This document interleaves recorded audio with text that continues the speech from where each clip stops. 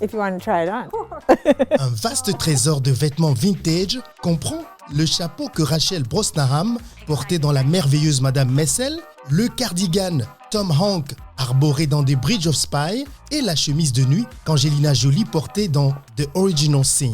Parmi les vêtements les plus récents à noter, citons ceux prêtés aux créateurs des costumes pour US vs Billie Holiday et Ma Rainey Black Bottom qui ont remporté un Oscar pour la meilleure conception des costumes. You'd have a camisole, you'd have bloomers. Vous avez une camisole, vous auriez des culottes bouffantes, un corset, vous auriez plusieurs couches de jupons et ensuite la robe irait sur vous. Helen Haffer est la fondatrice d'Helen Haffer Vintage Clothing, la plus grande collection privée des vêtements d'antan aux États-Unis.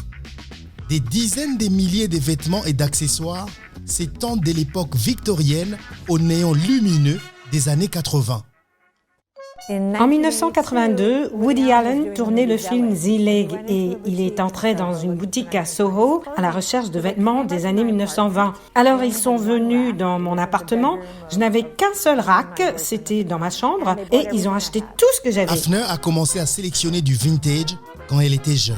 Elle économisait de l'argent en s'occupant des bébés des voisins. Elle a commencé avec des livres vintage, puis est passée aux bagues avant d'en arriver aux vêtements. Elle dit que son amour pour les accessoires anciens vient d'un manque d'héritage familial. Pendant la Seconde Guerre mondiale, ses parents ont fui la Pologne et sont venus en Belgique. La plupart des membres de sa famille sont morts dans des camps de concentration. J'adore les vieilles choses, elles me parlent, elles ont une histoire. Quelqu'un les a aimées à un moment donné, mais je ne suis pas aussi intéressée par la nouvelle mode. Elle trouvait des pièces précieuses vintage et les vendait, mais plus elle recherchait des pièces uniques, moins elle voulait s'en séparer. C'est en ce moment-là qu'elle a commencé à louer ses biens précieux à des créateurs de costumes, des réalisateurs et des organisateurs de défilés de mode. Une fois le tournage terminé, les acteurs sont censés rendre des vêtements qu'ils ont utilisés. Mais parfois, ce n'est pas le cas. Nous avons fourni beaucoup de choses au film de Irishman et deux des choses que nous avons fournies étaient pour Robert De Niro. Et je pense qu'il y a une scène où il est tout le temps en pyjama et en peignoir. Mais nous ne l'avons pas récupéré. Les vêtements sont sujets à l'usure sur le plateau. L'équipage du Titanic ne pouvait pas garantir qu'il sera en mesure de rendre toutes les pièces intactes. Et Hafner a décidé de ne pas risquer cela. Donc je n'ai pas fait le film et plus tard j'ai découvert qu'ils avaient beaucoup d'articles en ruine. Broadway, Hollywood, studio télé et défilé de mode, la demande est grande pour la précieuse collection d'Hafner.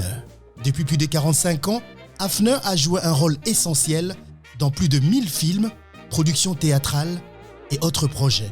Sa passion pour le vintage a valu à ses clients 4 Emmy et un Oscar, ainsi qu'une variété d'autres récompenses.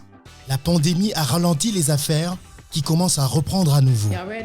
Les pièces d'Hafner commencent à être louées à nouveau, lentement et prudemment.